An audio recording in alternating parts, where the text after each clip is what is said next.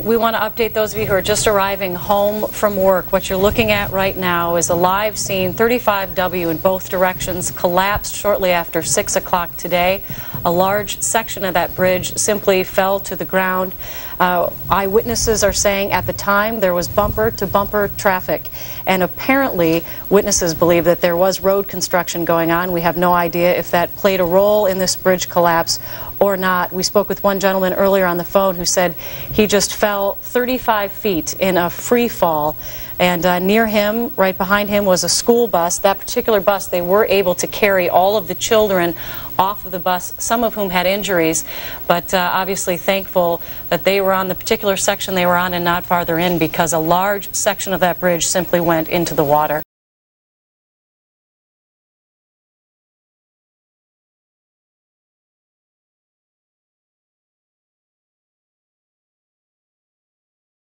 There we have some live pictures from Sky 11 on its way to this bridge collapse. So we'll be watching that as we understand the State Patrol is setting up a command post to answer questions. Traffic is being stopped at University Avenue from the north and Washington Avenue from the south. And we should be getting an update here from the State Patrol shortly. We know a lot of you are watching this with anxious hearts because you're waiting for your loved ones to get home. We will bring you information from the State Patrol as soon as we get it, including who you should be calling, who you can be contacting to try to figure out how to find your loved ones if in fact you are looking for them after this accident. We know that cars were bumper to bumper and probably 100 or so cars affected and possibly going into the water. As you can see, we come around here to the scene on just a beautiful sunny summer night. Oftentimes when emergency crews from various sources are attending an emergency scene like this, they may have some information but clearly do not want to be careless about disseminating it, so they will talk to each other to find out who knows what before any central figure takes a podium to issue any type of statement to the media. I know that a lot of you are likely waiting with bated breath to find out further details, as are we quite obviously, but if you're wondering as to why no official voice has spoken from this type of scene, this is fairly often the case in a crisis like this. And we should mention too, Joe Fryer was saying so many people were trying to use their cell phones at that scene that it was difficult to get a signal out. So know that as well, that it's hard for people to use their cell phones right now simply because there is so much cell phone traffic in that area.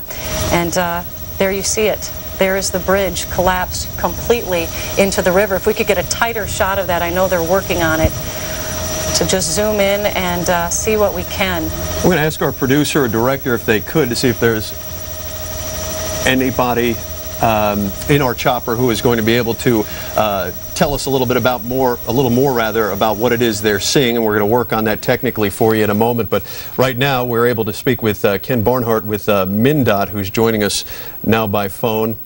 And quite obviously, Mr. Barnhart, this is a tragedy that we're just now learning some details of. But if you would, tell us, in your estimation, what may have happened here to cause this. Mr. Barnhart, are you with us? Yes, I am. Okay, Mike and Julie here with KARE 11. Just, if you would, give us an idea of what may have caused what we're witnessing here now live. I cannot speculate as to what may have happened. What I can tell you is that both the north and southbound bridges have been damaged, and what we would like people to do at this point is stay completely away from the area. If we do need help later on, we would call for it. The detour right now is using Interstate 94 and Highway 280. The more people that stay away from the area, the better off we're going to be, and the better off rescue workers will be. Sir, are you aware of any construction going on this bridge? We were doing a mill and overlay project on the bridge. Again, I'm not going to speculate as to anything that may have happened to the bridge. It will have to be inspected to determine what happened. Sir, how long have you been with MnDOT? Almost 18 years. Have you ever seen anything remotely like this? Thankfully, no.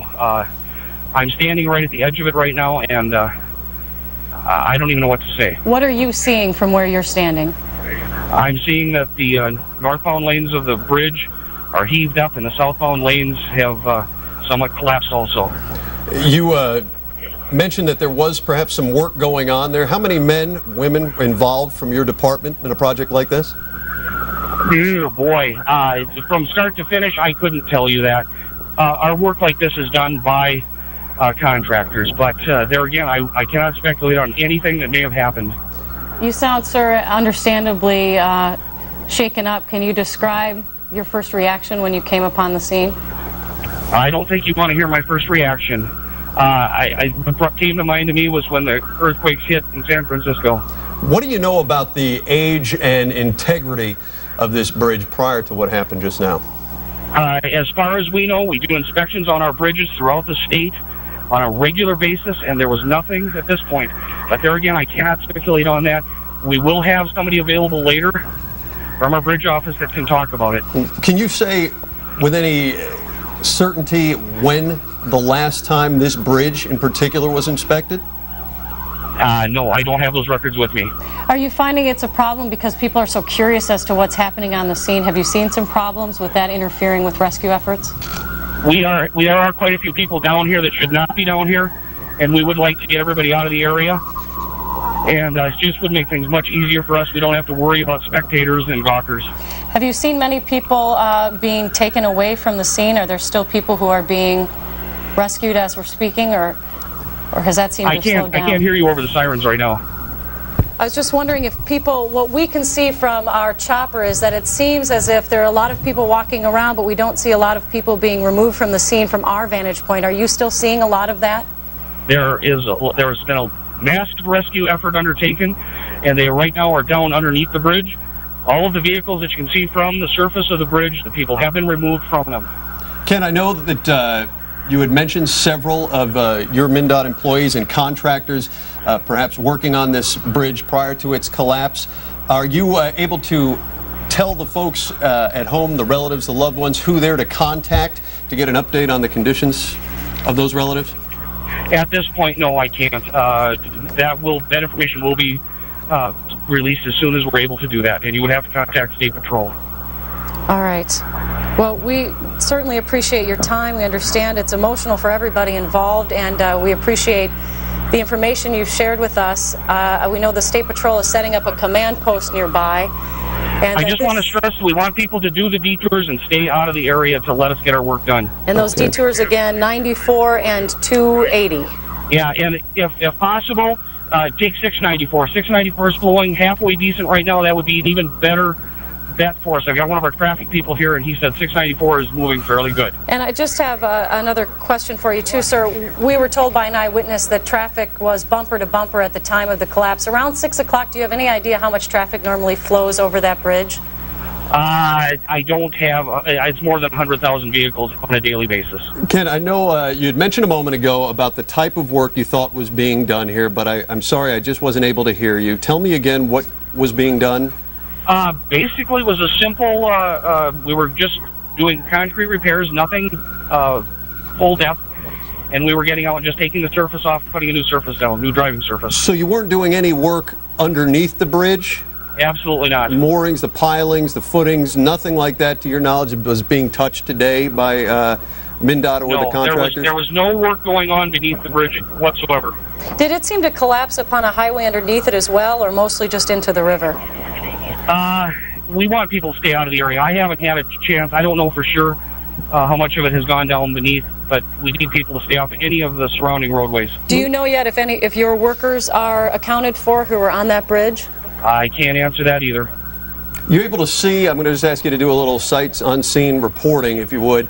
We had heard perhaps that a barge was close to this scene. We don't see it now from our live pictures from Sky 11. Are you able to speak to that at all? From my vantage point, I cannot see a barge or anything. Okay. Kent Barnard with the Minnesota Department of Transportation. They're very close to the riverbank, really, and he is talking at length with us. We really appreciate his time giving us an update as to what he's able to see, and what he was telling us is that some work there he was aware of from Minnesota Department of Transportation and its contractors going on the top, working some surface paving repair work. Yeah, certainly something that happens all the time on nearly every bridge across the state when it's finally summertime and they can get that work done. Obviously, we still don't know what caused this bridge to collapse. He did mention that they're inspected regularly. We don't know when this particular bridge was last inspected, but we do know that there are regular inspections, and that obviously they did not believe anything was wrong with this bridge before 6 o'clock tonight when it collapsed with bumper-to-bumper traffic on it. Structural integrity is certainly going to be one of the main questions asked over the next several days, and the ways to get around this, at least according to Mr. Bernard, were 694 and 94 and 280. He says they're moving about as well as can be expected in a situation like this, but in any case, it's going to be a while before most of these cars are able to be rerouted. And we know that you're watching this at home with as much disbelief and horror as we are. It is hard to look at these pictures, and I'm sure all of us have been on that bridge and are worried about those who are on it shortly after 6 o'clock, right in the middle of rush hour tonight. We understand that there are several medical choppers on their way to the scene, and obviously you can see from Sky 11 the emergency workers are doing what they can. We were told that they are now currently focused on under the bridge, trying to figure out if people are still in the water after this collapse directly into the Mississippi. Sky 11 over it right now, and you can see too, if we could just take a look at what you see at the bottom right of your screen, it appears a portion of that bridge, right about there, gentlemen, appears to be on top of some rail cars. I'm assuming freight, but I do not know for sure. Imagine that it's cargo of some type. We don't know if anybody was involved in working that train line, as you see right there. And then it's, of course, the top end of that bridge where the smoke continues to billow from, and fire crews are watering down one apparent semi that had gone up in flames, and also some fire activity there to the left-hand side of your screen as well. That smoke clearly darker, but Joe Fryer had mentioned before from that scene, and I know he's with us again right now, that they had backed his crew away because of concerns perhaps about the toxicity of that smoke. Joe? Yeah, Mike, we continue to get pushed farther and farther away from the scene. A few things that are worth noting right now. First of all, for people who are concerned about family, keep in mind there are so many cell phones going off right now in this area. It is very hard to get a signal out. So for people who may be struggling to get a hold of loved ones, keep that in mind. Right now, the cell service here, very difficult to get a signal out. It took me several times to try and be able to even reach KARE 11. A few other things here. Photojournalist Brett Akagi just returning from close to the scene. I'm going to hand the phone over to him, and you can get an idea of what he's been observing. Hi. As soon as I got here, of course, it's the streets are filled with emergency vehicles, fire trucks, and police vehicles. I was able to talk to an eyewitness who's actually on the bridge, whom Joe had talked to earlier.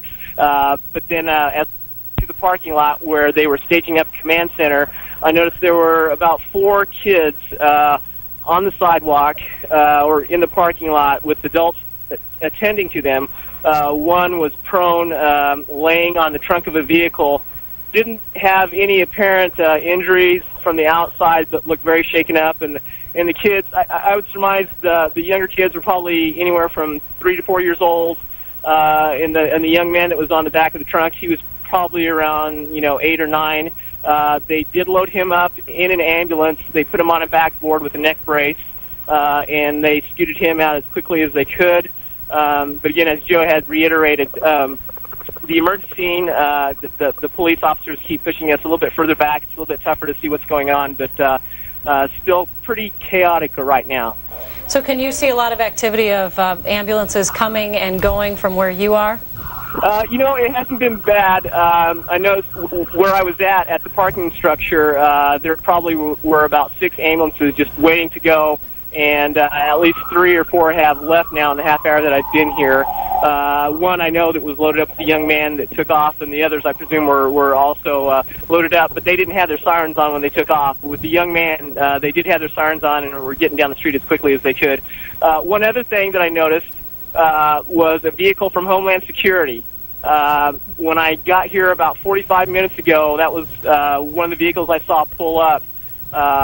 We were speculating, why would they be here? I would say, they just need to be here just in case they think that anything happened with a terroristic event. But I definitely saw a Homeland Security vehicle here. Brett makes a good point for people who are watching this at home. This is sadly, in our day and age, become a matter now of course. Since September 11th, there are offices of emergency management scattered throughout the country, representatives from Homeland Security who will be on scene at what sometimes may appear to be an even benign situation. Certainly not the case here, but that is their job to do as many quick assessments as possible. We have heard, just to be clear, nothing at all that indicates that this is more than what you're seeing, nothing to indicate at all that this is terrorism by any stretch, but our reporters on the scene told us that they have seen someone from Homeland Security, and that's in fact what they're doing. They work as a kind of a central coordinating hub, picking in all of this information from the various agencies that are on scene and making the best determinations they can as to what caused this. And obviously they have every rescue crew available on that scene trying to get people in and out. As you heard Mr. Bernard from MnDOT saying, please do stay away. If you're tempted to go to this scene, please understand that it's only going to complicate matters for rescue workers. They're asking anyone who needs to drive around this area to take 94, 694, or 280 as a detour and stay away and let rescue crews do their job. Our KARE 11's Tricia Volpe is live at HCMC, where she has seen obviously many ambulances coming and going, and we're going to check in with her. Tricia, can you hear me? Yeah, Julie, I can hear you. Indeed, several ambulances coming and going from HCMC. They've been pulling in here one after the other and leaving just as quickly as they come. Witnesses here on the scene say that they have seen at least 3 people being brought in. From what I could see myself, I've certainly seen some ambulances pulling in, folks on stretchers. They're being attended to by medical personnel, immediately being brought into the hospital. And we just spoke with William Larson. He's the assistant nursing manager here at HCMC, and he confirms to us that multiple patients have been brought to Hennepin County Medical Center. This is a trauma center, a level 1 trauma center in the Twin Cities. Multiple patients with multiple injuries, some with critical injuries, but some without critical injuries. He couldn't go into detail about the extent of the injuries other than to say they were critical or not critical, but he couldn't provide us with details about the kinds of injuries. What he did say, though, is that these are injuries that you would expect to see with a situation like this. I'm told that indeed Hennepin County Medical Center is going to be one of the main hospitals for patients to be brought to, but depending on the number of patients, they could also be sent to other hospitals in the area. But the trauma team here, the medical teams are certainly equipped and trained to deal with this kind of situation. It's being called a disaster situation by folks here at HCMC, and we're told, Mike and Julie, that we should expect regular updates throughout the evening, certainly as information becomes available. Have you seen anyone at this point coming to HCMC to try to locate relatives or people they believe might have been on that bridge? Have not seen any relatives at this point. We've seen a couple of people standing on the sidewalk watching the ambulances come in and out, and I've certainly spoken to a lot of folks out here, but I haven't run into any relatives or any friends at this point. Doesn't mean that they're not here, and it doesn't mean certainly that they're not en route. We'll expect to see that certainly, I would say, very quickly here within the next half hour to an hour. People will be coming to HCMC as they try to figure out where their loved ones have been sent. Tricia, any reports of any fatalities at this point? No reports of fatalities that we know of at this point. William Larson, who we spoke to, couldn't tell us whether there were any fatalities. Again, he mentioned multiple patients, multiple injuries, some with critical injuries, which of course they are attending to immediately and as best as they can, and some with less serious injuries at this point. And when they say they've declared this a disaster that they're working on, what kind of things click into place at HCMC? I'm sorry, Julie, you were cutting. I couldn't hear that question. Do you know what procedures go into place when they are dealing with a disaster? How many extra teams they need to call in at HCMC? You know, I don't know in terms of numbers. What I can tell you is what I've seen visually, and it seems as though there are at least 7 to 8 medical personnel that I could see that tend to each stretcher as they're being brought into the hospital. What roles those people play, of course, you've got emergency room physicians here, you've got nurses, you've got specialists of all kinds, but in terms of what procedures they do when these patients are brought in, they assess them, and they have to determine what to do next based on what the injuries are. It's a remarkable thing, I'm sure, to witness, Tricia, as these fine men and women, the professionals in the healthcare industry, are able to work with almost a cool detachment, though you're certain they're very emotional inside, but they're able to go about their business. Right, absolutely. It's been very interesting. I wouldn't describe them as stoic at all. I would say that these people are certainly all business. They know exactly what they need to do. These are some of the most highly trained professionals in the world, and they know what they have to do. It's very methodical and the goal is to save lives and, of course, tend to injuries. And you can see that is exactly what they're trying to do. All right, Tricia, thank you so much. We will, of course, check back with Tricia. We know that the State Patrol has set up, is in the process of setting up a command post, and we'll be checking in with them as well. We know a lot of you are watching right now, and you know that it's likely you knew someone that was on this bridge, or you're at home and you're waiting for a loved one to arrive home that would take that bridge. Obviously a very, very congested time of day on that bridge. We are right now trying to come up with a phone number or places you can go to figure out how to contact your loved one or figure out if they're at HCMC. We will have that information for you, because it is a heartbreaking thing to look at, and unbelievable, really hard to see this scene. It almost seems surreal. It really does. This is not something that all the training in the world can prepare you for until it actually happens, and then you hope, I'm certain, that you fall back on all that you've learned and you almost go on autopilot to work in a situation, an environment just like this. And we talked about the Red Cross being on the scene now and trying to assist, and the methodical way many of the emergency personnel will work through a situation like this. As Tricia had mentioned, there's countless injuries, at least at this point. At this point, though, no reported fatalities. And all of the organizations are going to work together to probably offer us some type of update here shortly. And it would not surprise me at all to hear from the mayor at some point on this, because when an event of this magnitude does transpire, often he becomes the point man for the town. So we'll be looking to hear something from City Hall at some point here in fairly short order. Well, you know, it was interesting to talk with Kent Bernard from MnDOT, a professional who's been with MnDOT for 18 years, and you could clearly hear the emotion and the shock in his voice. He was standing right on the scene, looking at this bridge that has just turned into a crumpled pile of debris. He said that right now what he could see was that they were looking for people underneath the bridge, those cars that might still be in the water. And here's a different vantage point you can see from 6th and Main, from one of our cameras live there. You can see the police tape up. They are asking people to please stay away from the scene because it could hamper rescue efforts, and we know no one wants to do that. There are several detours set up, 94, 280, and 694. But obviously this is a massive scene right now. This is a bridge that was built in 1967, and as MnDOT reported earlier, undergoes, as do all the bridges in the metro, regular inspections. Not able to know for sure when the last time this particular bridge, 35W, was inspected, but it sits about 64, 65 feet above the water level, which, as Joe Fryer is near the scene, can tell you that water level is pretty low, as most rivers and lakes in the area have been for some time. Joe, if you would, get us up to speed on what you're seeing now. You know, I moved a little bit farther to the west, and basically at where Washington Avenue is over 35W, which is just shy of where this bridge collapsed. And what we see here is just a litany of at least a dozen squad cars, and also a series of tow trucks that are just lined up, sitting here near the scene of where the bridge collapsed on the west and south side. Perhaps waiting to try and get more cars out of the water. It's unclear at this point, but a number of police squads are just sitting here blocking traffic along with a number of tow trucks. Another interesting thing to note, this is happening right near the Metrodome, which is, of course, where a Twins game is getting going right around now. That increased the traffic in the area, increased the intensity. So a lot of people in this area you see walking around in Twins jerseys who are watching this, who are maybe heading to the game when this happened or a little bit after this happened.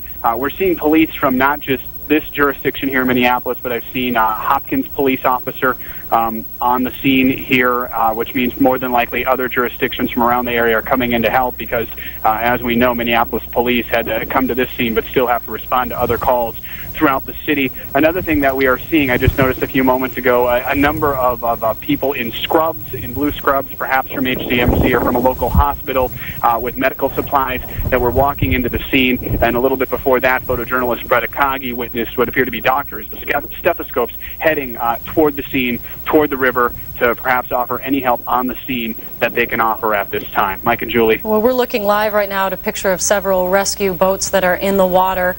trying to figure out if there are folks who are still in the Mississippi River as we speak. We understand from an eyewitness that said he was able miraculously to walk away from this accident after being on the bridge. He said he had a 35-foot free fall, he estimated.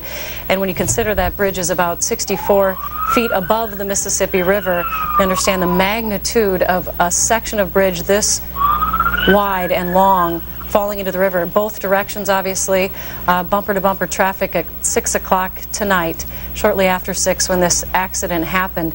And we understand that Brett Akagi saw some school children who were being treated on the scene. We don't know if they came off of that school bus that has been referenced several times, but we did see a shot of the bus just precipitously close to that edge where the bridge went in, and we understand all the children on that bus were able to be escorted from the scene, and many, I'm sure, on their way to local hospitals as we speak. Joe, bridge spans about 1,900 to 2,000 feet long.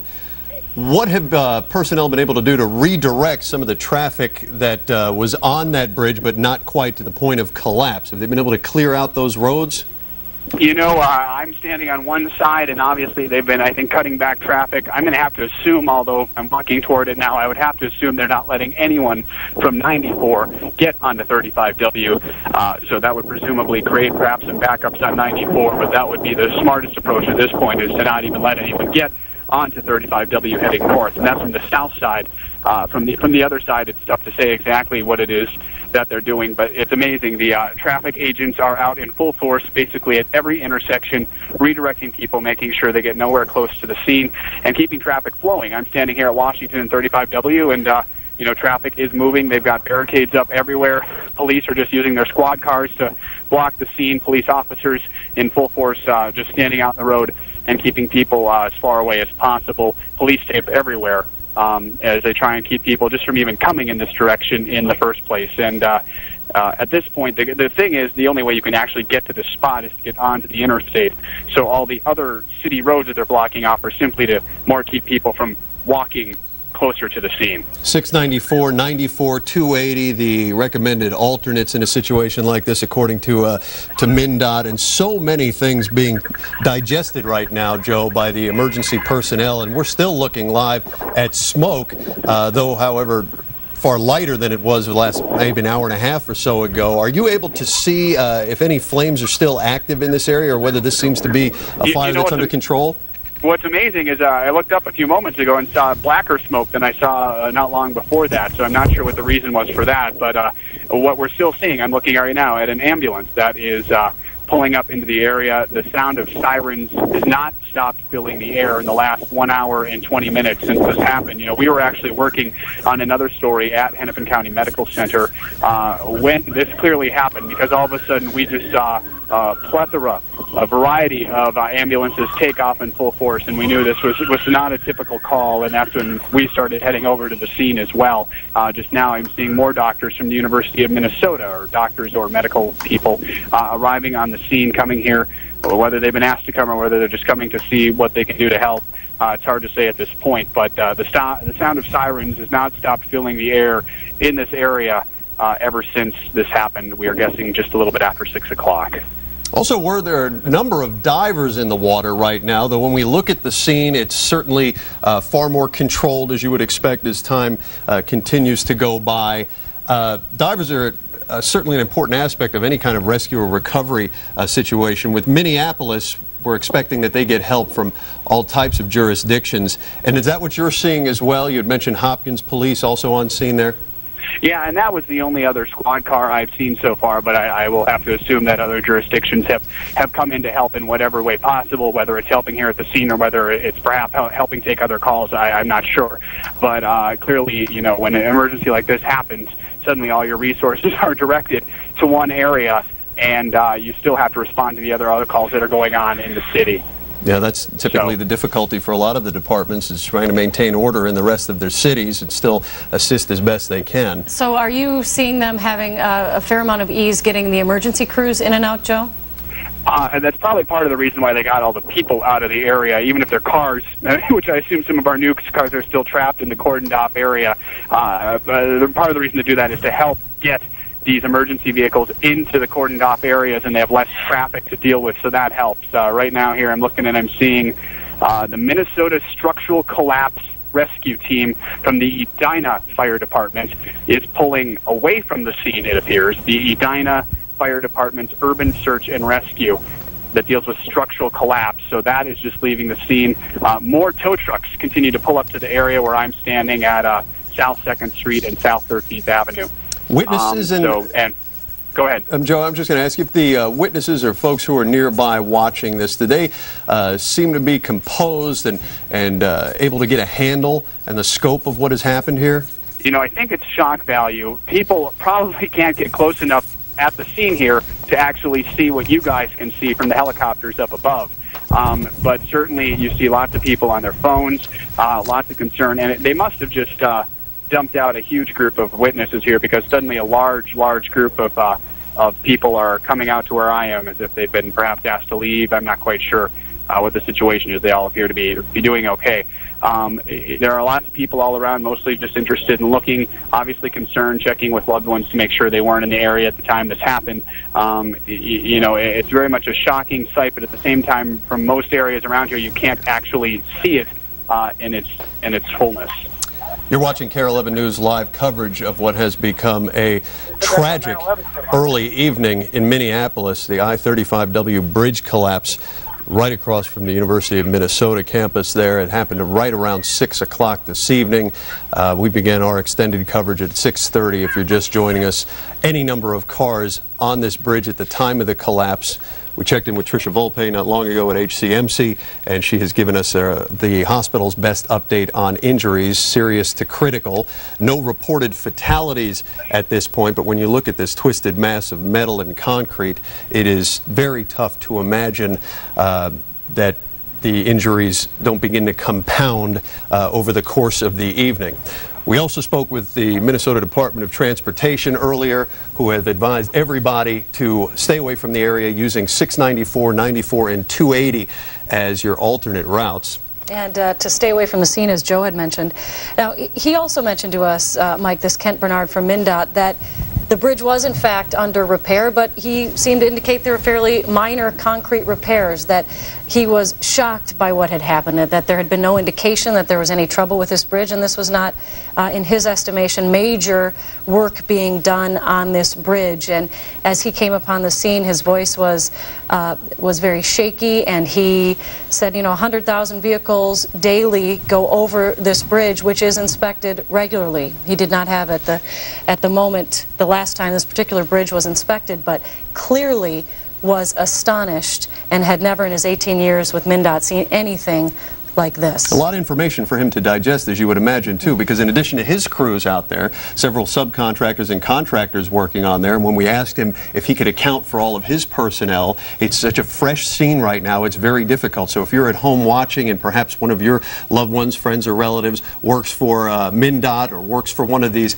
contracting companies who might have been doing some of the road work, Kent Bernard was not able to definitively say call a certain number for an update on their condition, but as soon as we get that, of course, we'll pass that along to you. We have a Lieutenant Amelia Huffman on the phone once again from the Minneapolis Police Department. Thank you for joining us again. Any idea at this point on numbers of people affected or numbers of cars yet, yeah, they're on a swimming trip. Oh, he's just looking for a spot. Can you hear us, Lieutenant? I hear our chief photographer, Brett Akagi, in the background there. Yeah, hi there, Julie. Hi, is this Brett?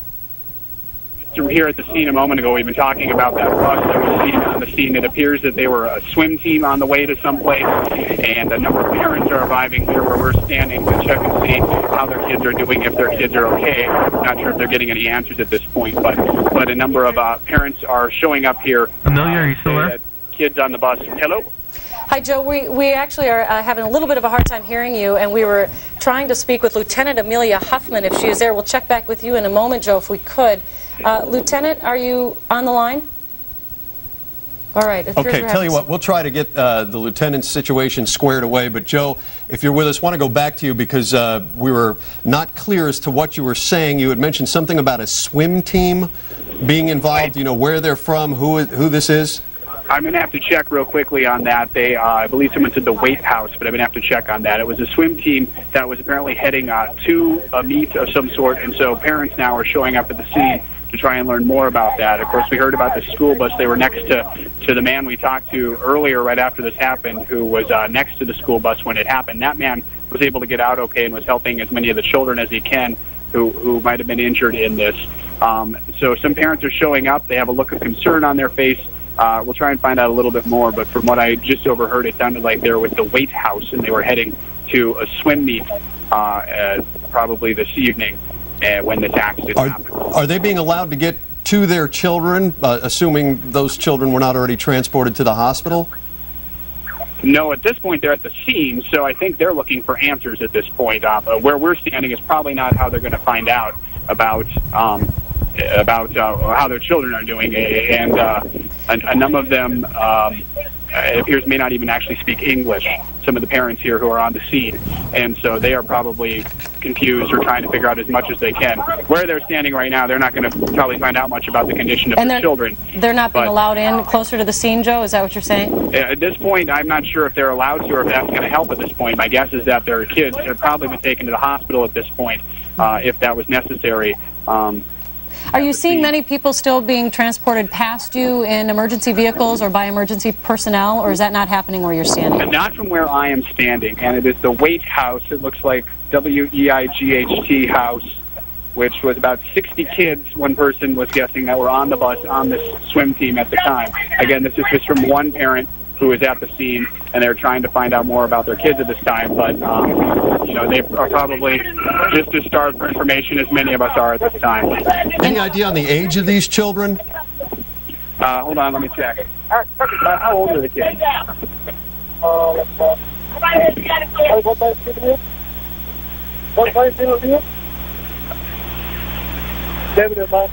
11, so we're talking around 10, 11, 9 years old, in that range is what many of the kids were. But we can't say for sure whether all the kids were that age. And we know that they're just kind of arriving on the scene while you're talking to us. We're just wondering if any of them have been able to make cell phone contact with any of the kids. Any indication of that?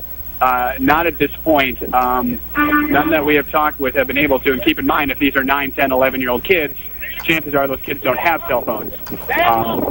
So odds are cell phones are not going to be a way that they can reach these kids. And even if those kids had cell phones, chances are they're still on the bus. They don't have them with them still. And that's obviously what these parents are assuming, is that the kids are on the bus and haven't been transported anywhere yet. Does there appear to be we know that the State Patrol is setting up a command unit in the area. We know that the Red Cross is setting up a spot there to help with the rescue workers and to help take care of some of the children who might have been in a situation where they're on a bus and didn't have a parent nearby.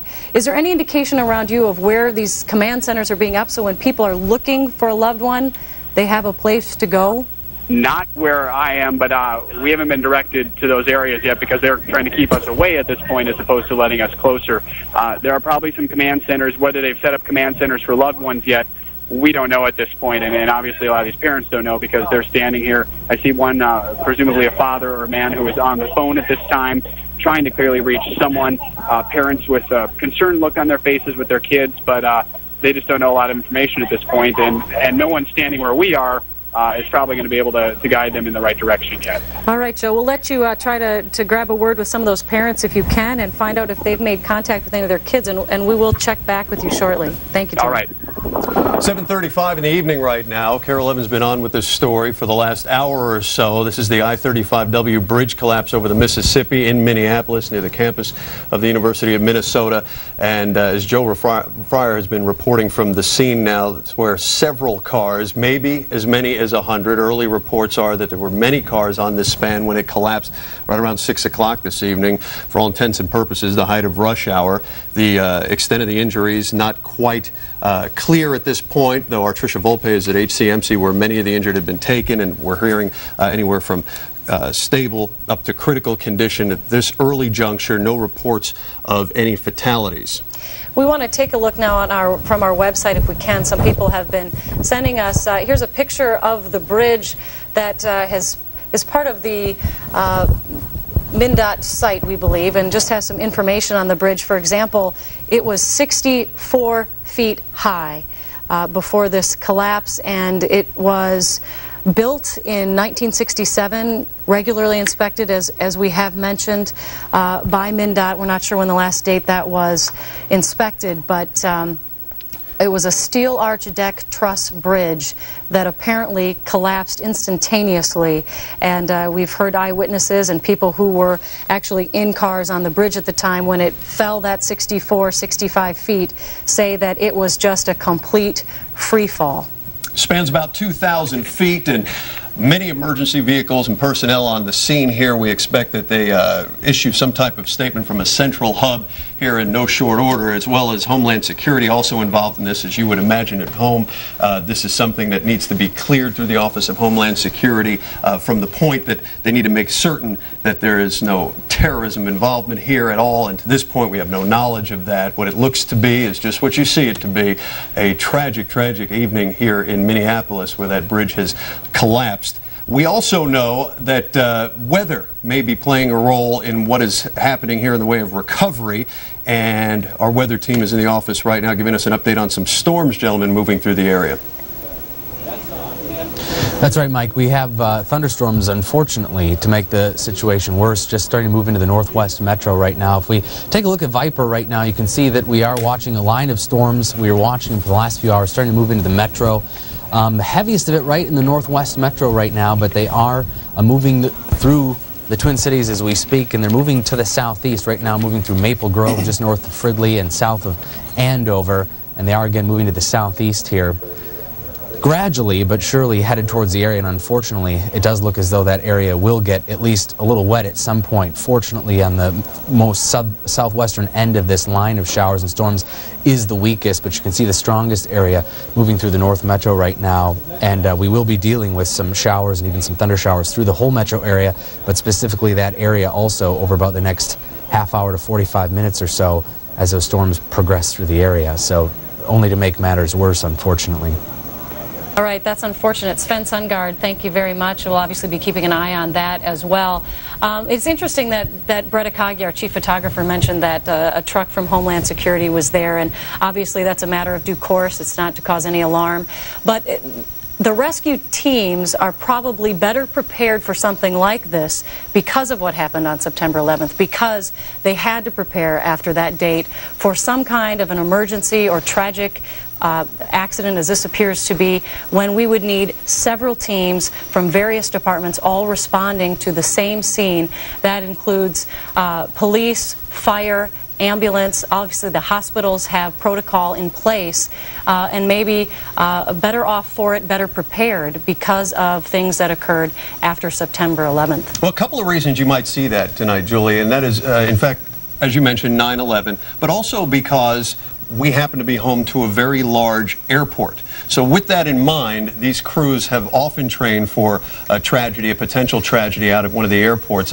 Many cases, when you see these types of things happen in smaller towns, the coordination and training is different because the possibility of a calamity is perhaps a little bit less so. So I think in this situation, you've got two reasons why you're seeing what appears to be a very measured and matter-of-fact type operation here, with recovery, with rescue, with emergency personnel, and with talk now of the conversations happening between the agencies. So as we had mentioned before, we certainly expect there to be a central command post, either the one you had mentioned coming up with the State Patrol, or perhaps Homeland Security, federal, state.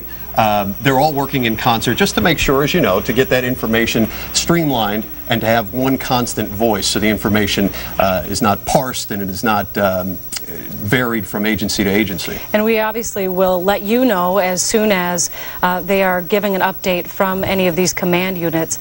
Right now we have Jeffrey DeMars on the phone. He's standing at 6th and Main. What are you seeing right now, Jeff?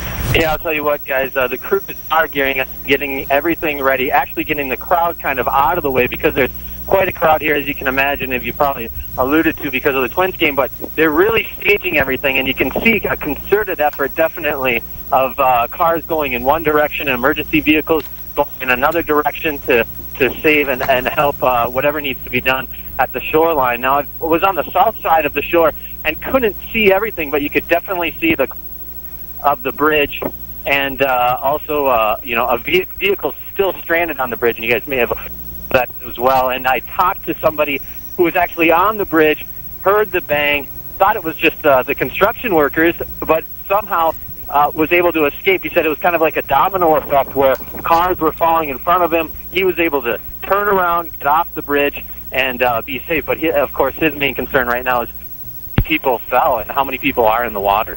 Jeffrey DeMars is a backpack journalist with KARE11 News, been with us now for the better part of the summer, and he's on the phone with us. Jeffrey, if you would, can you tell us what access has been like for you? I don't know if you have your camera with you, if emergency personnel are allowing you access to this story.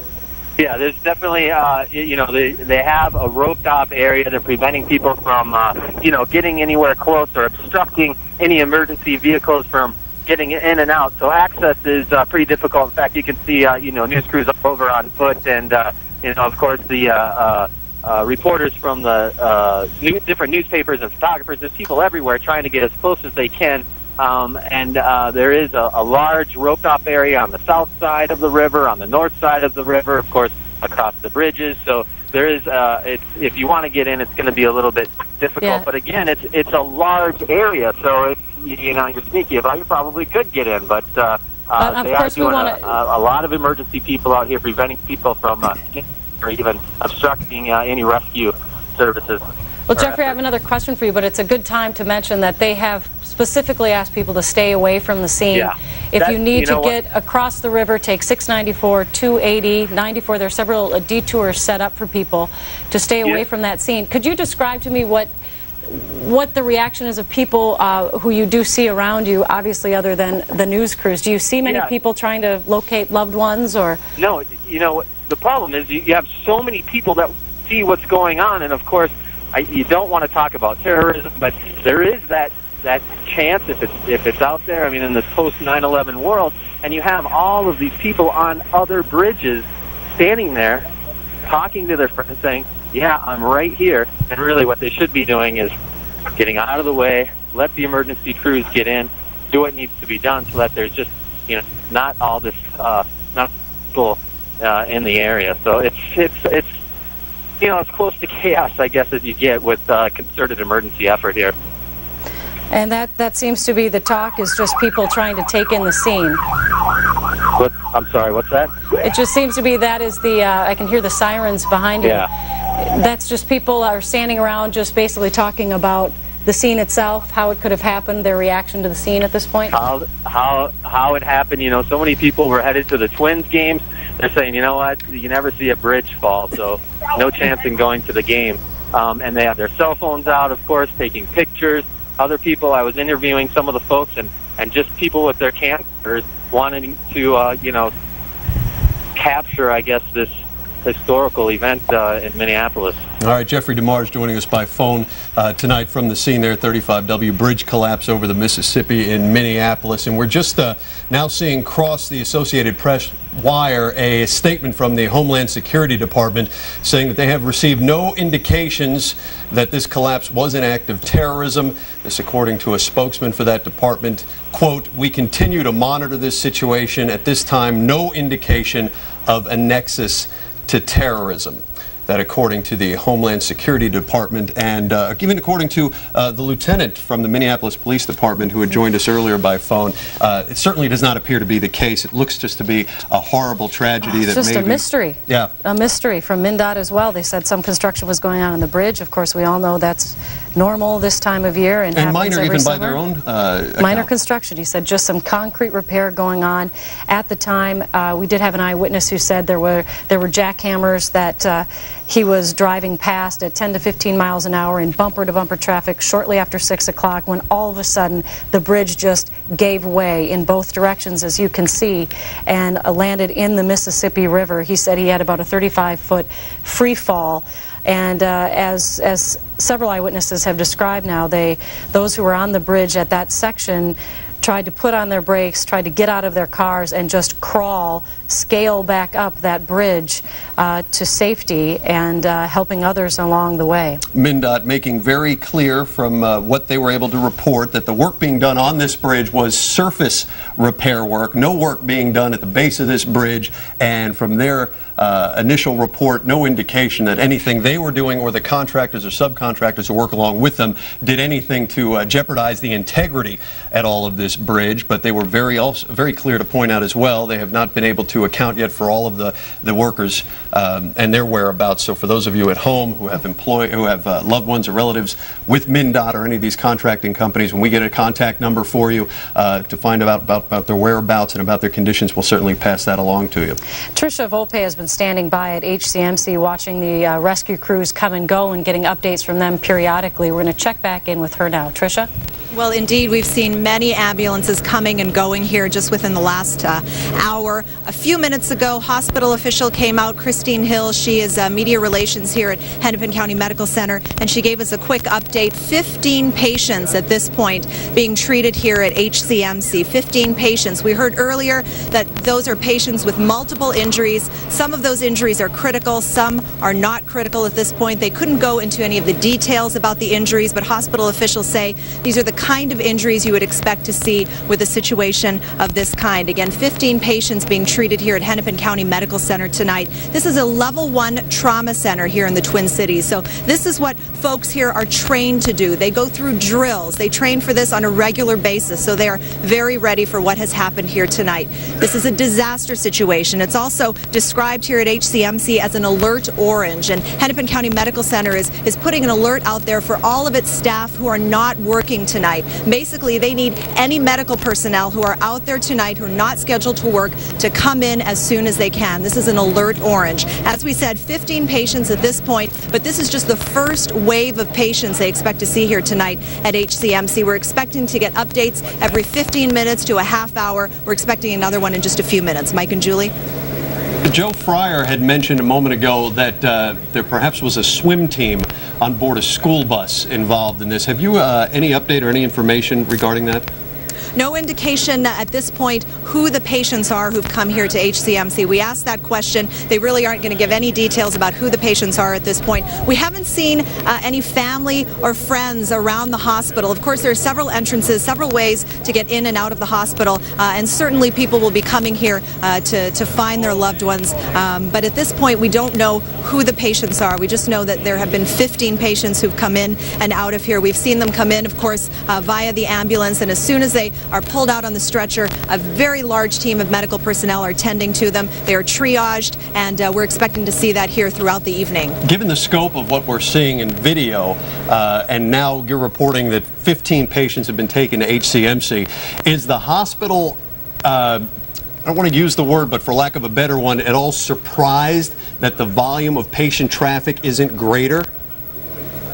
I don't know that they're surprised by anything here at this point. This is something that they're trained to do. They go through drills for this kind of situation. 15 patients doesn't seem perhaps like a lot of patients coming here to HCMC, but there are several medical centers across the Twin Cities. As I was told earlier this evening, depending on the number of patients, we'll see folks going to hospitals throughout the metro area. Also, earlier in our update about 5 minutes ago or so, we were told that those 15 patients are just the first wave of patients that will be brought here to HCMC. We will be expecting several others over the next few hours. Well, typically the cases they'll prioritize there on the scene, and when they talk about the first wave of patients, often those are just the first they can get to, and oftentimes, on the other hand, it's those they feel are most critical and need the most attention. Are they able to speak to that at all as to where they feel these 15 came from? It's not clear where in the disaster area the 15 people came from. What we were told earlier is just in terms of their injuries, they can't go into details about the injuries because at this point they're still assessing people and trying to find out what their needs are. But we know that some of those patients are indeed critical, so that would indicate to us some very, very serious injuries, and of course others with minor injuries. All right, Tricia Volpe reporting live from HCMC. We will certainly be checking back with you. Thank you so much. And Mike, you were touching on the severity of of injuries and logistics of this scene. As you can see, it is a very large scene. It must be a very difficult scene to get people in and out of. And of course, you can see from some angles that we've shown you from Sky 11 several boats on the Mississippi River. And one of the main concerns right now, trying to figure out how many cars went into the Mississippi, how many people may still be in the water. And of course, we know that there are so many loved ones out there who are nervous about their loved ones, their friends, and we want to stress to you that cell phone signals are very difficult still at this time in that area. It is difficult to get a cell phone signal out. But we know that Joe Fryer has been standing by, and he's been talking with some parents of some children who are on a swim team who were involved in this accident. Joe, were you able to find out anything more from those parents? Yeah, Mike and Julie, sorry, your helicopter's flying overhead. We did speak with some of those parents. They were with a summer program at a community school in South Minneapolis. I'm not sure the name of the school or the name of the program. The parents weren't sure either, but they say it's in South Minneapolis at 26th Street and 13th Avenue. So the kids do a variety of activities every day. They're there during the day. Today, apparently, the activity was swimming. So they were obviously going swimming north of where their school is, and were heading back for the day to try and get back to the school by 6 or a little bit thereafter. One person guessed that there may have been around 60 kids or so, plus some adults, some chaperones who were on the bus. We don't know for sure. But this one man we spoke to says he had both a daughter and a son, and their ages range in around the 10-year-old, 11-year-old, maybe a little younger range. He says both kids are okay. Speaking with people, it sounded like most, if not all, it's hard to say, most, if not all, of the injuries were relatively minor, not terribly serious or critical, but there may have been at least one person on the bus who had suffered some rather more serious critical injuries. So at this point, it looks like perhaps a few dozen students, as part of a summer program, were on a school bus. They've been swimming today and were heading back to the school in South Minneapolis, and they were pretty much toward the center of this bridge when it went down. And a number of people had to go in and try and rescue the students who were inside the bus. But one man we talked to says both his daughter and son are okay, and the indication was that most of the students may have suffered some serious or critical injuries, but seem to be doing all right. Joe, the physical injury is certainly an important aspect of what's transpiring here, but the psychological injuries to these children, something too that emergency personnel are going to have to evaluate. Yeah, and certainly that's the case. And again, photojournalist Brett Akagi, who's been around me much of this evening, did actually see one of the children who was on the bus. He spoke with him briefly. I didn't get a chance to hear exactly what that young man had to say, but he was clearly shaken when he reunited with his parents. And think about what this is like for the parents themselves. I saw one mother who was standing there. I wasn't able to speak with her directly. She did not speak English, but you could see the tears in her eyes, even knowing that her two children were okay, going through something like this and waiting to see those children and hold them. It's hard for any parent to imagine. Joe, how did they end up reuniting? Did they just come across them on the scene, or is there... The one child who looked older, perhaps young teens, was just here on the scene when he reunited with his parents. These other folks, I don't know if they've had a chance to reunite yet with theirs. And we're seeing some more students here who it's hard to tell, but it appears they may know, or I'm guessing these people who are walking by me right now are probably looking right now for relatives. In fact, I see a family running into the street right now, whether they're doing that to try and find someone who can help them, or whether they actually see someone they know. It's tough at this time to know exactly what it is these families are supposed to do. All right, Joe, we're going to let you go for just a couple of moments because our Greg Vandegrift is near the scene right now, able to see our first ground pictures of some of what has transpired. Greg, good evening, and what can you tell us from your view? Well, Mike, right now, can you hear me right now? Yes, we can. Okay. I'm on the north end of the bridge, on the west side of the bridge by St. Anthony, Maine. As you can see right back here, there are still, 10 or so, maybe more cars in the bridge right here. You can see where it bent at this one point near some railroad tracks. There are also some railroad cars here trapped underneath. One of the things that I've heard talked about is they're calling for help from all over town. And as we arrived here on the north side of the river, we saw water patrols from St. Croix, Ramsey, and Washington counties and Anoka County rushing by to help. They were bringing their boats in. We also saw ambulances departing. the sense we got from the urgency that we heard in the blast of the siren is that perhaps, I emphasize that they were carrying some injured. Now I'm standing here with Will Farley. Will was over in the Dinkytown area just before this happened. Tell me how you became aware of this. We were driving on the 4th Street University area, heading back from my girlfriend's apartment, and all of a sudden we saw a giant dust cloud just appear, and at that point we had no idea what was going on, and we just kept on driving over the bridge, at which point we saw the bridge was bent in half, and construction workers were just staring there with blank faces on their look, and nobody really knew what was going on, so we drove down to the river, and at which point we realized the magnitude of what just took place. I mean, you sort of, everyone is stunned. Nobody knew what was going on. Construction workers, there was no cops, there was no ambulances at that point. Everybody in Dinkytown was just utterly confused, for sure. And your thoughts when you looked down? Just, you know, it's cliche, it doesn't happen, but I mean, obviously there's construction going on. I mean, it makes a little bit more sense. Do you have an estimate of how many cars? Did you try to count cars? It's rush hour traffic on 35W. I mean, come on. There's got to be something, you know, there's got to be something bad going on down there. Yeah. So. Yeah. Okay, thank you so much. Will Farley, he, as you heard, came to the bridge moments after this happened. There are probably, I would guess, 200 to 300 people down here just trying to see what has happened, to get a sense. We keep getting pushed back. You can see one of the train cars here that would carry, I suspect, again, we're just, this is a best guess here, but carries some kind of liquid. You can see it has been dented. We are not sure what is in that, although I did talk to an officer who said it had been checked. So right now, that's what we see from here. Mike? All right, we'll pick it up. Thank you, Greg. We're going to stay with you in just a couple of moments. Also want to let people know that the Twins game that is going on there at the Dome, which had been a concern for folks as to how they would deal with that massive traffic going through downtown, apparently they are telling us now that the Twins game will go on because officials with the team and, of course, with security are concerned that if they let people out, it'll make it worse. Yeah, you'd put that many more drivers on the road. So that's the situation. If you have a friend or family member who is at the Twins game, they're going to be there through the evening because what we're told right now is they are, whether they want to or not, barring an emergency, of course, they're being asked not to leave. Well, traffic and people coming by just to look at the scene are certainly a cause for concern for emergency workers. They're asking people to take detours at 280, 694, and try to stay away from that scene. One other thing that could really complicate matters tonight is bad weather, and unfortunately we may be seeing some of that. Sven Sundgaard's in our weather center now with more. Sven? That's right. Unfortunately, we told you just a little while ago that there are some thunderstorms right on the edge of this situation, just off to the northwest. We'll take a look at Viper and show you what we're watching. X on the map there is where that accident has occurred, and you can see just to the north and northwest, that's where the thunderstorms are right now.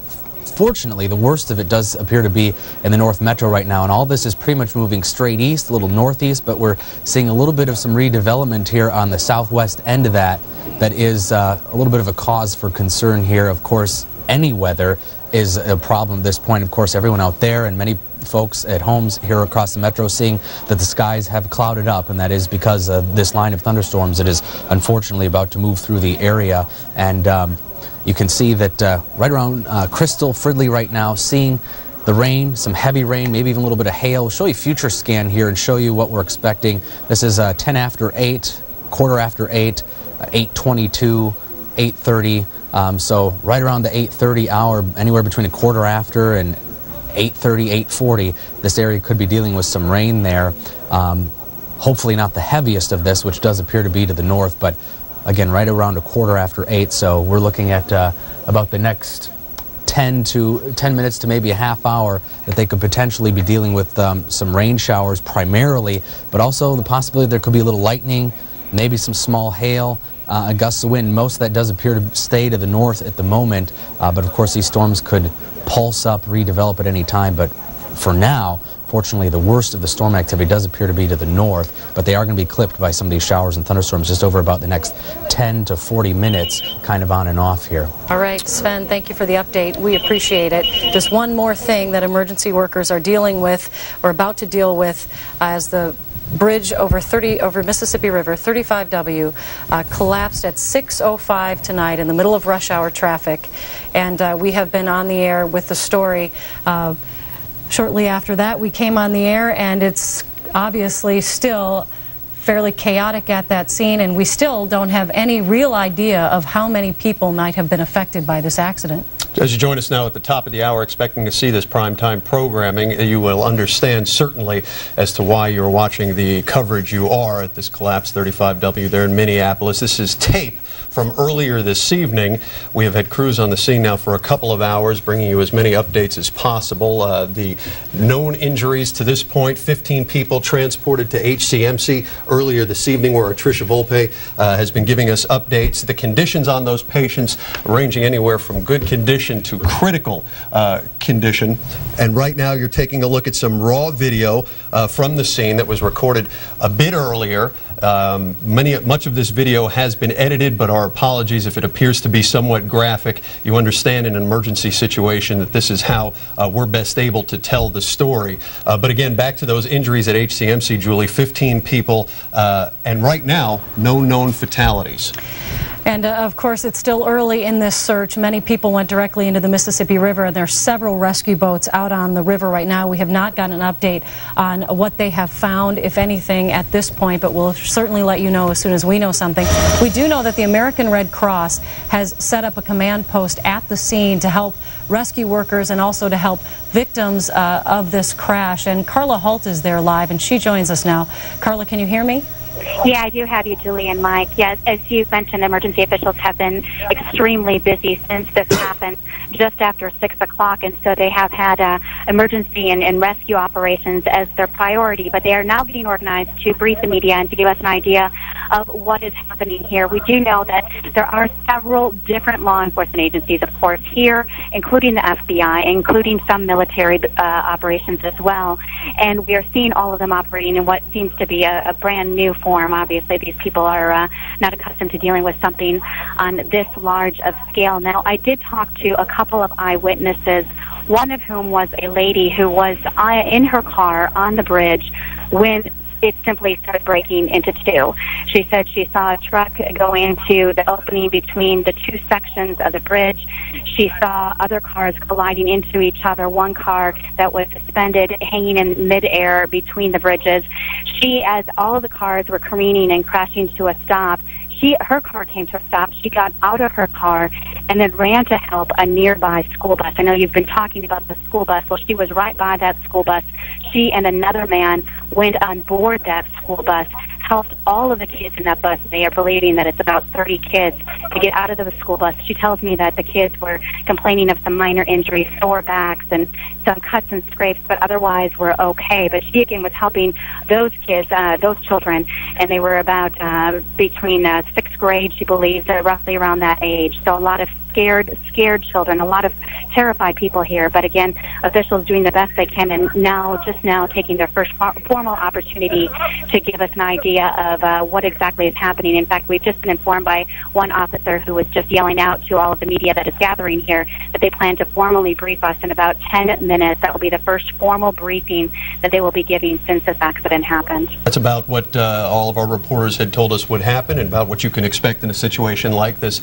Carla, has come up to about 5 minutes after 8 o'clock in the evening, and we should pass along to folks without causing or intending to cause any type of alarm, but we know there are a number of you out there who are wondering about terrorism, and we should tell you that the Office of Homeland Security is on this scene, and they have issued a statement saying that there does not appear to be any indication at all that what you are witnessing is any type of act of terrorism, but it's their duty and their job to monitor this, and if they give us any new information, of course, we'll pass that along to you. And you're seeing some footage of some of the victims being carted off in ambulances. We know that HCMC is just one hospital. It is a level 1 trauma hospital. that is taking care of some of these victims, but certainly hospitals across the area will be receiving patients. At this point, only about 15 at HCMC, but as you can see, they're continuing to rescue people from this accident. And you saw earlier a woman crying, a lot of raw emotion at this scene. And we know Joe Fryer had been standing by with parents trying to figure out where their children were, if they were okay, if they had been involved in this accident. And we are very much looking forward to this briefing in 10 minutes to help us understand the breadth of this accident and how many people might be involved. But of course it happened at 6:05 on one of the busiest bridges, one of the busiest areas in the metro during rush hour. A gentleman who was on the scene said he estimated about 100 cars were involved because it was bumper to bumper traffic and they were only moving at about 10 miles per hour while MnDOT crews were doing some light construction on the bridge. According to MnDOT, it was just some very basic concrete repair on the bridge at the time. MnDOT doing its best to reinforce that point. We had asked them pointedly if any work had been done to the underside of the bridge, any of the pilings, any of the structure down there, and he was very emphatic, was Kent Bernard with MnDOT, that no, all of the work, as you had mentioned, Julie, had in fact been surface work, perhaps some repairs to potholes and whatnot, but look at this twisted mass of metal here on tape that was shot earlier this evening, and you can tell that between the weight of that bridge, which is about a 2,000-foot span, and the volume of traffic on top of that, the impact in the water and the amount of people affected here is by and large even greater, I think, than a lot of folks had expected, and it may in fact impact what it is we're seeing at HCMC. As you mentioned, 15 people there now, but other hospitals likely taking patients at this hour as well. And the Twins game did go on at the Metrodome, in case you're curious about that. They believed it would be actually, it would inhibit the rescue effort to cancel the game and send all those people back out into traffic again. So that game is going on. But Mike, I know you just received a press release about tomorrow's game. Yeah, they're talking about tomorrow's game, a statement from the Twins saying in deference to what's happened here, they are postponing tomorrow night's ballpark groundbreaking ceremony, which was scheduled to happen. So it's that ballpark groundbreaking ceremony tomorrow that has been postponed in light of what has happened.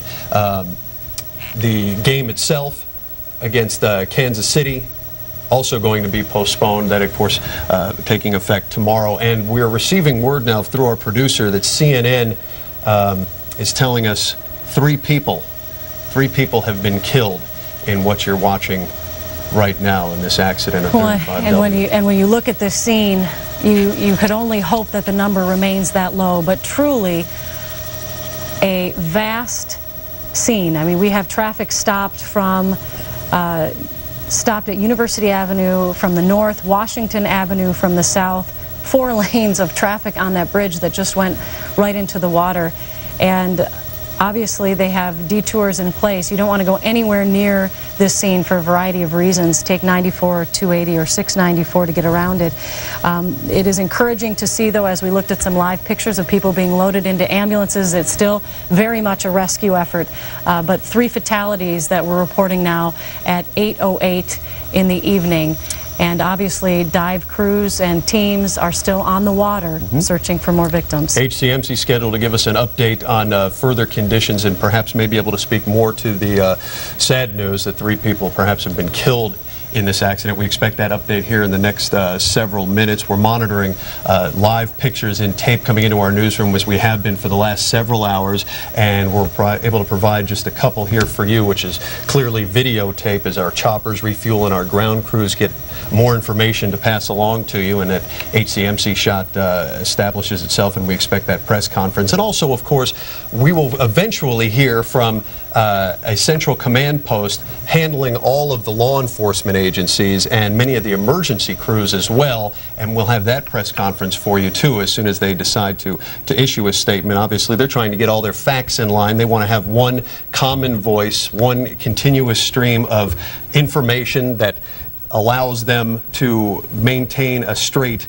story, because in a situation like this you're likely going to hear different opinion and different thought and different ideas from various folks, so they're going to want to put all that information through a press for all intents and purposes and give us a streamlined statement. We'll have it for you as soon as they prepare to announce it. Right now we have Kevin Smith, who's with the Minnesota Twins, on the line. Kevin, we just read your press release that the game will be postponed tomorrow. We understand the game tonight is going on as we speak. Yeah, that's correct, guys.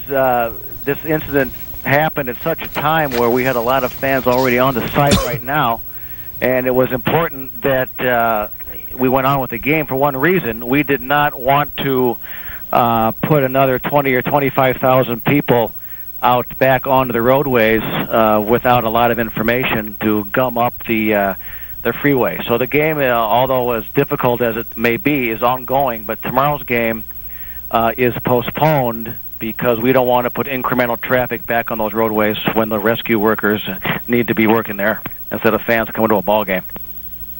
I'm getting some different information in my ear. I only have a second to ask you this question. After the game tonight, what to become of the fans? Are they allowed to leave at that point? Yeah, the fans will be allowed to leave. We are going to make announcements in the ballpark regarding this. As we get information from MnDOT and the State Patrol regarding egress from the ballpark, we'll pass that along to the fans so they won't be surprised that they'll have to move out from the Metrodome area in a different fashion. Kevin Smith with the Minnesota Twins tonight. Thank you, Kevin. Thank you, Kevin. Let's go to Greg Vandergrift. He's standing by live now with someone to interview, I assume a witness. Hi, Greg. Hi, Julie. I am right now with two people who heard this and then looked out and saw it. Joe Hughes and Jared Powers. You guys were here at the Stone Arch Apartments, about 2 football, maybe 3 football fields from the bridge. Tell me what you heard and then what you saw. Well, I was just riding up the elevator to the 5th floor, and then I felt the rumble, and then we were actually just going to leave, and then we saw this whole scene, so we got down this hill here and walked all the way up to the scene, and it was mainly just firefighters at the time, and then some people that were watching and trying to help too, and then, yeah. Jared? Yeah, we carried people from the bridge we put them on the stretchers and then carried them to the ambulance. When you put a bloody, delusional, pregnant woman onto a stretcher and then carry her to the ambulance, it's one of those things you're going to remember for a while. So she was, one of the victims was pregnant. Yep. What was she saying? She was completely out of it. She was just moaning every once in a while, flailing around, kind of. She wasn't looking good. And so you helped get 4 people out of the river or off the collapse? One was out of the river, bridge. And 3 were out of kind of the rubble of where the bridge collapsed off the shore over there. And the other was in the river? Yep. Or? Yeah, we saw this guy helping him full life jacket. He's swimming him in the shore, and he had his whole face was all bloody. And we were talking to him, not talking to him, but the firefighters when we were pulling him to the ambulance, and he had his broken jaw and everything, and he was extremely bloody. What are you guys thinking through all this? Just trying to help to start. Yeah, that was our first instinct, was just to try to help out. And when you first saw the bridge, believe your eyes, or I was in shock. I could not. I didn't really have anything to describe. We were silent when we were walking over. We didn't say a thing. Jared. Yeah, it's just I couldn't believe it either. Thank you very much. That is Jared Powers and Joe Hughes. You heard them say they were here in an apartment building within a couple football fields of the bridge as it collapsed. They felt it, and then they ran over to help. Well, Greg, could you ask them what they saw in the river? I know they saw one man being rescued and brought to shore. Could they see anything else in the river? Cars, other people? One of my co-workers, Julie, is wondering what else you saw in the river. We saw quite a few cars floating, some collapsed and everything. Overturned, yeah. And then there was one car that was the bridge was at a V, and the car was literally bent in half between it all, and then just collapsed completely, crushed cars. Gentlemen, we don't want to interrupt you. On the bridge. Gentlemen, we certainly appreciate all you've been able to add to our coverage and news tonight, and a job well done on helping those people. We're sorry to interrupt you, but we are getting a press briefing right now at HCMC, so let's listen in live at their update. As the last word, 15 patients there.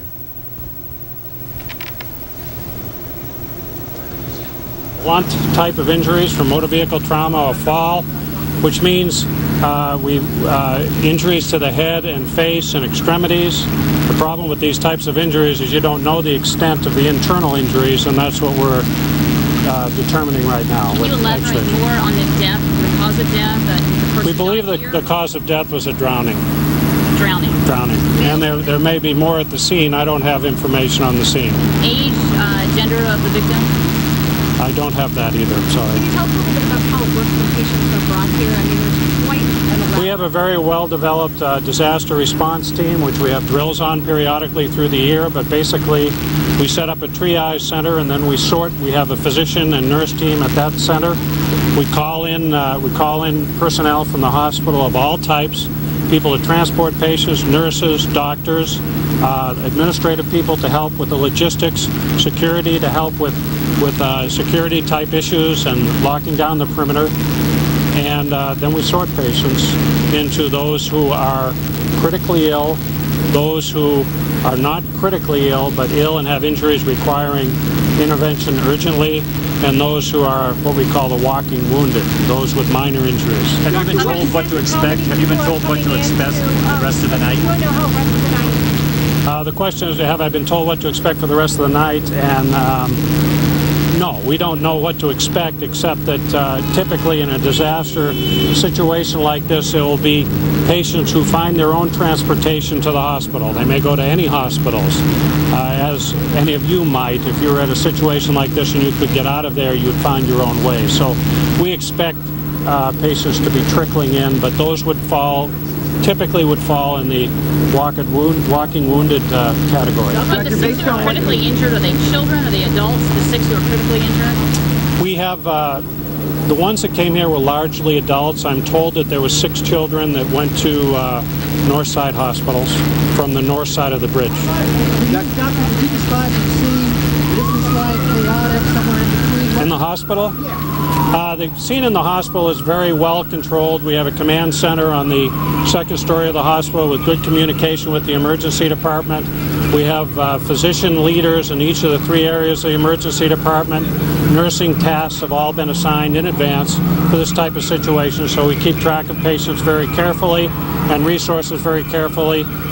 We have a personnel pool on the 2nd floor so that they don't all congregate in the emergency department, and communication back and forth so that we get the help that we need. Have you notified the family of the person who died? Are they aware that person? I don't have that information. We have a family center set up. Based on what you've seen in terms of the damage, at this point, after what happened, did you expect it to be more crowded at the hospital, or is this what you expected? I think this is it's unknown what would happen when how many people were on the bridge or how bad the falls were, so we had no idea how many patients we would get. And how about drowning victims or people in the water? You've been told to prepare for any of that kind of stuff? Well, we have 1 drowning victim here, and I believe there are more drowning victims at the scene who... Doctor, have you ever seen anything like this before?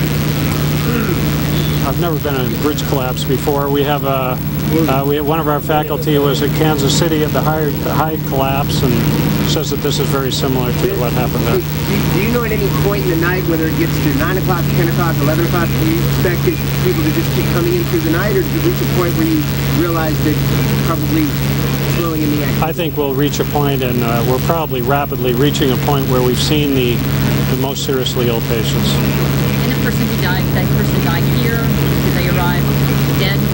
I don't have a lot of detail on that because I wasn't involved in the care of that patient, but I believe that patient probably did not have vital signs when they arrived and they were pronounced here, although I'm not sure of that. From your vantage point, how did the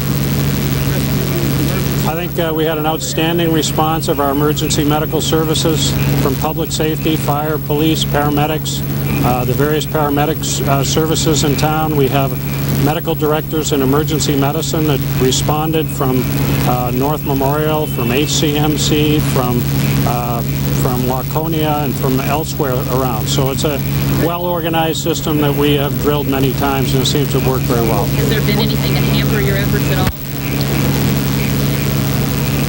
No, not really. I mean, in any disaster situation, the 2 biggest problems we have are communication and transportation. Our transportation has worked very well. Communication is always a problem. As you know, trying to get information about this is very difficult. The people at the scene are too difficult to transmit repeated information. So the necessary information is transmitted, and the details will follow, and you'll probably be reporting more of the details than we have right now. What sets apart the critical injuries from the non-critical? What is it about? A critically injured patient is a patient who has a life threat to one of their body systems, either breathing or their heart or blood pressure, or they're in shock, that type of thing. What have you heard about these, though, that make them critical? These patients are critical because of potential disruption to major organ systems, chest injuries, head injuries. How are you dealing with communicating with families and getting the word out that you have people? We have a system in place for that, but that's not my charge. We have other people in charge of that, and they have organized. Correspond. The children have not. I'm not sure how many children. I saw one child here. I believe most of the children were sent elsewhere. You have some kids here, though, and I imagine parents trying to locate their kids. We don't know. I don't know. I don't have information on parents, whether parents were separated from their children or not. I don't have that information. No, we've had an outstanding response, and we have all the people we need right now. How many doctors, paramedics, and nurses would you say are involved in the whole operation? Well, that's a guess. We have, that would be a guess, hundreds of paramedics from around the Twin Cities. We have 100 paramedics here. Our nurses have all been alerted, 100 of them in the emergency department, nurses from the critical care units. Our whole medical staff was notified. We have 25 emergency physicians, similar number of surgeons. We have internists and pediatricians and other specialties that have responded. The blood bank has responded. Our pathology director for the blood bank is here. We've had an outstanding broad response from the medical staff and the nursing staff. How quickly was your team on scene once you got the first word? How quickly was I on scene? Or your response team for? Well, we have, of course, we have emergency response team here all the time, and by the time the first patients got here, we had extra people, many extra people here. So it was an immediate response. I knew about this before it was reported on the TV, which you knew pretty quickly. Usually people need to use the hospital. We told the people who were in the waiting room that if they didn't need immediate care, they should leave and come back later. Would you run the numbers for us when we find out? The number I have is that we have 22 yellow, which means they have they have limb injury, but not immediately life-threatening. We had 6 critical patients, and 1 patient died. The reason for the death was drowning. We believe it was drowning. That's what I was told. What rate are people coming in at? It has slowed down now. For initially, at this hospital, we're taking only critical trauma. Once we were sure that we've taken care of the critical trauma, we're taking any patients who they want to send to us. The hospital, our physician and nursing teams and administrative teams who came in scoured the hospital for available beds, moved patients out from critical care areas if they could be moved, and freed up several beds for patients. Enough that we had plenty of room for people at a place that's usually very, very busy.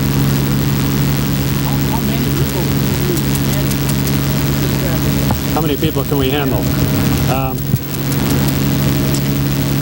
We do drills of 25 to 50 casualties, but this is a community-wide response. So the teams at the site We're going to cut in on that press conference because we understand the Minneapolis Police Department is giving its own update. Let's listen in. There is no indication that this was anything other than a structural collapse. We are investigating. Investigators have interviewed people who witnessed the events leading up to the bridge collapse, people who were there at the time of the bridge collapse, and anyone who might have any information about it, including people who are being treated for injuries at the hospital. And at this point, there is nothing to suggest that this was anything other than a structural collapse. We will continue to investigate, and folks around the city may see our personnel, as well as other city personnel, doing sweeps at other bridges. This is a precautionary measure. You have a lot of people working from various agencies. Who's orchestrating everyone to go which way, and how do people know what they're supposed to be doing? Sure, that's a good question. We do have a lot of people here from medics, police, fire departments, the water patrol. Federal law enforcement is out here assisting us as well, officers from other jurisdictions. We have a command post set up. There is one incident commander. We work under an incident command system that was developed by the federal government for large-scale incidents just like this. And everyone has a job to do, and everyone has a person who's in charge and has their marching orders. Are you still searching the river? Yes. We are still searching the river. There are boats in the water now looking for anyone who needs to be rescued. There have been a number of children who were on the scene during the time of the bridge collapse who have been treated and are being reunited with their families. How many families? I can't answer any more questions about fatalities. I don't have numbers for you at this point. There will be a press conference with updated information at 8:45 p.m. at City Hall, and Chief Dolan and Mayor Rybeck will be speaking at that point. Family instructions? Yeah, that was Amelia, and again, Bill Thompson, of the Capitol Police Department. You were listening to Lieutenant Amelia Huffman there with the Minneapolis Police Department giving us her latest briefing and promising another one from City Hall at 8:45 this evening in about 20 minutes or so, that we expect at that point then to hear from Chief Tim Dolan as well as Mayor Rybeck, and then again from City Hall. We'll carry that for you in about 20 minutes or so.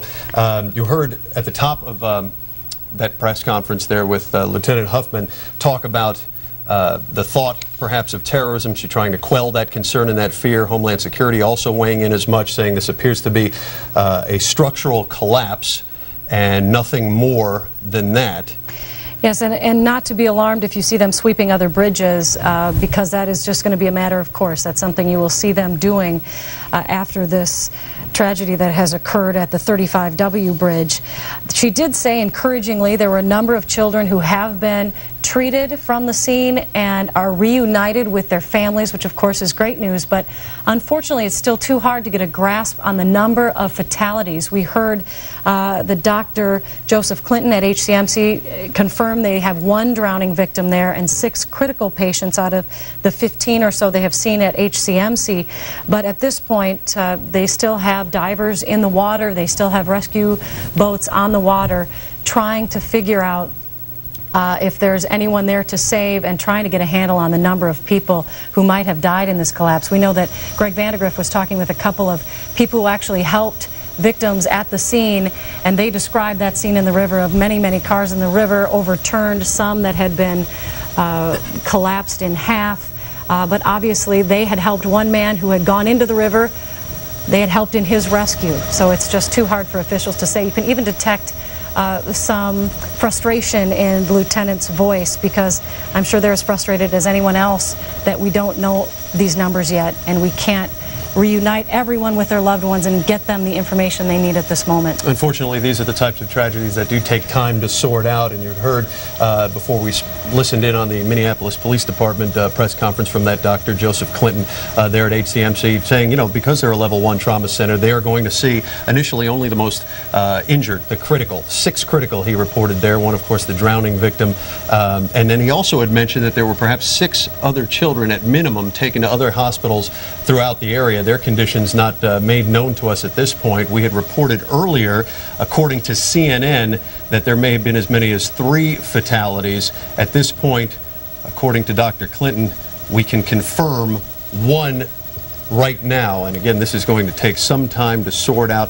Another interesting facet of this that we're following most certainly is the fact that there was a group of campers, or so it appeared to be, who had gone swimming for the day from a camp in South Minneapolis, a group of children between the ages of what we're told 9 and 12 years old. We were told from our Joe Fryer, who was there on the scene, that early word was that most of these children appeared to be suffering from only minor physical injuries. Of course, the psychological trauma that accompanies something like this is an entirely different story, but this early in the evening, this is what we're able to pass along to you. And we do want to pass along the HCMC patient information line. It is 612-873-3400. You can see it there on your screen. Again, they only have about 15 people at HCMC, but Joe Fryer has been live on the scene for about 2.5 hours now and joins us again live. What's it look like now, Joe? Well, Julie, they have set up a media center where you just heard from Lieutenant Amelia Huffman, the spokeswoman for the Minneapolis Police Department.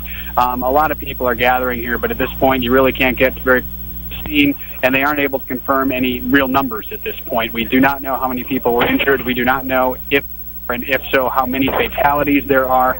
All of those things are still unknown at this point, but what we do know is that there will be another news conference shortly in about 15 minutes at City Hall with Chief Dolan, and we'd have to guess Mayor R.T. Ryback will be there also. Whether we will get any more information at that point, we don't know. They are calling this a bridge collapse. That's what they're calling it at this point, and it is more of a fire rescue operation. That's the term that Lieutenant Huffman gave for it. The police are here assisting, but there are still boats in the water, as far as we know, searching to see if there's anyone who needs to be rescued.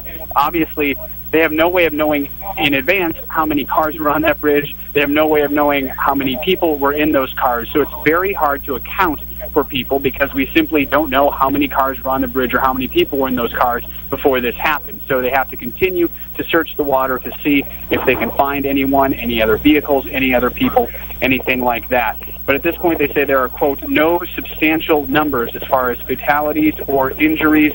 We also are wondering whether at the time from what we understand, construction crews were working, doing surface work on the bridge. And from what we understand, were working at the time of this.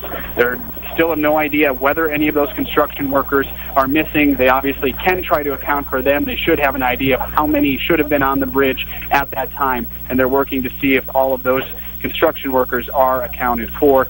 But again, they are going to be still searching the river, and we plan to get another update from City Hall in about 15 minutes. So, Joe, you've been there now for about 2.5 hours. Share with people who've just tuned in some of the most striking things you have seen and heard tonight from the scene.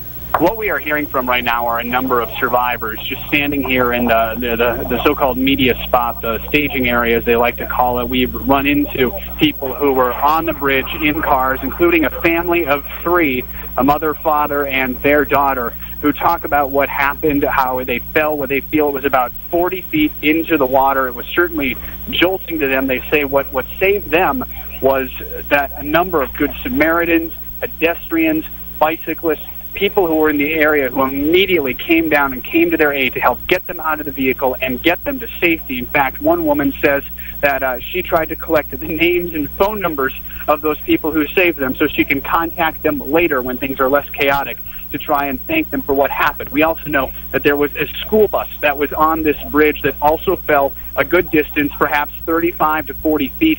That bridge was filled with dozens, perhaps as many as 60 kids who were part of a summer program. They were heading back from a day of swimming back to the community program headquarters in South Minneapolis.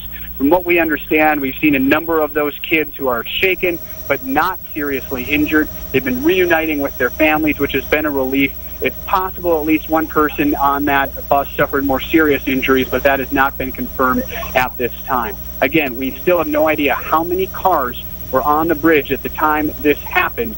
We hope to get some more firm numbers in a little bit, but it's clearly going to take a while to assess exactly what happened here. Just a quick note for those who are just joining us, you are looking at taped pictures of the scene from earlier this evening. These are not live pictures. When you saw a little bit of flame there on 35W just a couple of moments ago, this is also pre-recorded, what you're looking at here. Joe, as is mentioned, has spoken to several people on the scene involved closely with what has happened tonight, and we also spoke with a gentleman who was on the phone with a friend of his who happened to be walking on that bridge while it collapsed. Listen to what happened. And she just told my fiance, the bridge I'm on is collapsing, I've got to go. And we haven't heard anything since that yet, so I don't really know what's going on. It's just bad. And there's a group of kids that were pulled off, and they were crying when we came down. They were just getting pulled out, and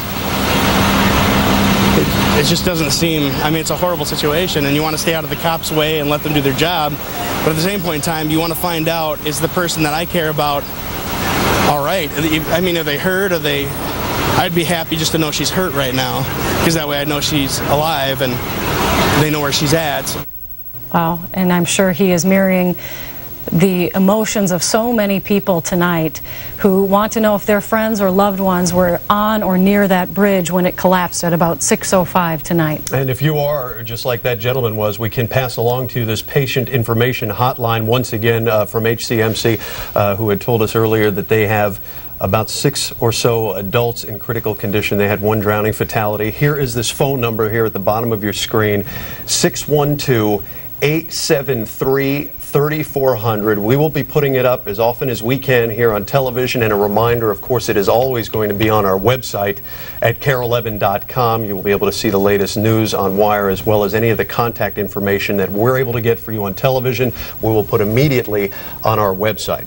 But obviously, so many people will just have to sit tight and wait and figure out what these rescue crews and dive teams find in the Mississippi River, because only about 15 people or so were taken to HCMC.